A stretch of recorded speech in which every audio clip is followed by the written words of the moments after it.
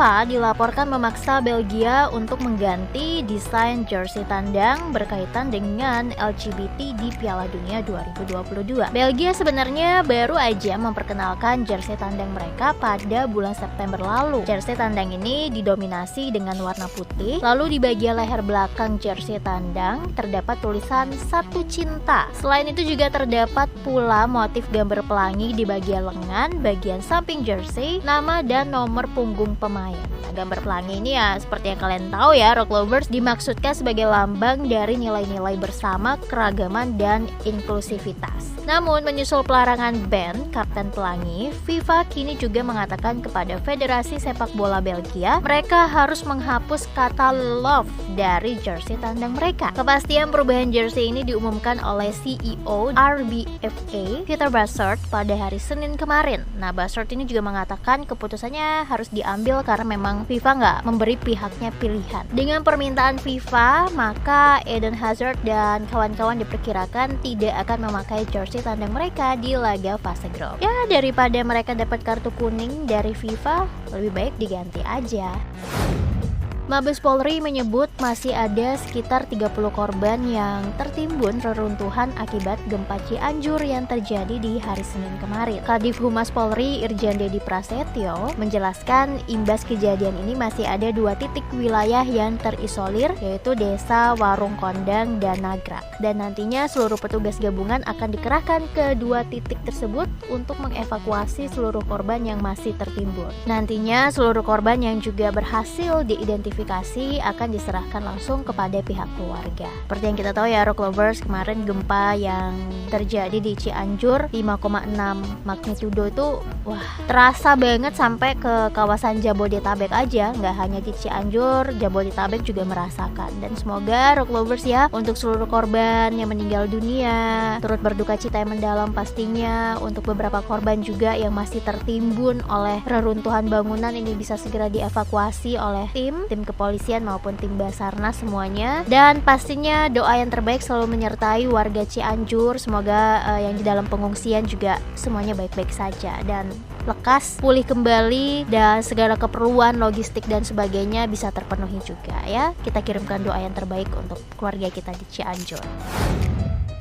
Yang satu ini tuh bener-bener kayak cerita nyata kisah horor, ya enggak sih? Karena salah satu korban yang ditemukan tewas di rumah Kalideres, Jakarta Barat, yaitu Dian, disebut-sebut masih menyisir rambut ibunya walaupun ibunya ini sudah dalam keadaan tak bernyawa alias sudah meninggal dunia. Hal ini diketahui berdasarkan keterangan saksi. Saksi mengatakan saat itu sang ibu yang bernama Margareta ditemukan diduga sudah tak bernyawa pada bulan Mei lalu. Jadi dari bulan Mei itu sebenarnya satu korbannya itu sudah meninggal dunia. Nah, saat itu saksi yang merupakan pegawai koperasi simpan pinjam sempat menyampaikan kepada Dian bahwa ibunya sudah meninggal. Namun Dian ini justru menjawab kalau ibunya itu masih hidup. Pihak kepolisian pun juga masih mendalami lebih lanjut keterangan yang disampaikan oleh saksi ini, termasuk soal apakah Dian ini punya kondisi kejiwaan tertentu sehingga menganggap ibunya ini masih hidup padahal sudah meninggal. Ini salah satu temuan baru yang ditemukan oleh kepolisian, Rock Lovers ya, terkait dengan 4 orang yang merupakan satu keluarga ditemukan dalam keadaan meninggal dunia di sebuah rumah di perumahan Citra Garden 1 Extension,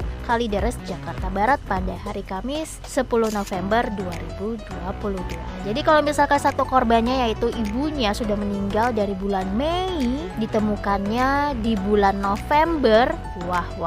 Pantesan aja sih tetangga sebelahnya kan sempat bilang tuh kalau mencium bau busuk itu dari bulan Juni. Apalagi ini tadi katanya dari bulan Mei, tetangganya nyium bau busuk tuh dari bulan Juni. Terus akhirnya ditemukan semuanya meninggal di bulan November. Berarti dari bulan Mei itu sudah ada satu orang yang meninggal dunia, yaitu ibunya. Dan ternyata ibunya pun juga masih disisirin, padahal sudah meninggal dunia. Masih dikasih susu juga. Itu yang disampaikan oleh saksi ketika berbicara kepada anak dari salah satu korban ini yang meninggal dunia. Itu kan namanya Bu Reni Margareta, terus punya anak namanya Dian. Jadi sampai dengan saat ini juga sebenarnya akibat dari mereka meninggal semua ini juga masih misteri ya, masih tanda tanya. Hanya saja sih mulai perlahan-lahan ya menemukan fakta-fakta baru.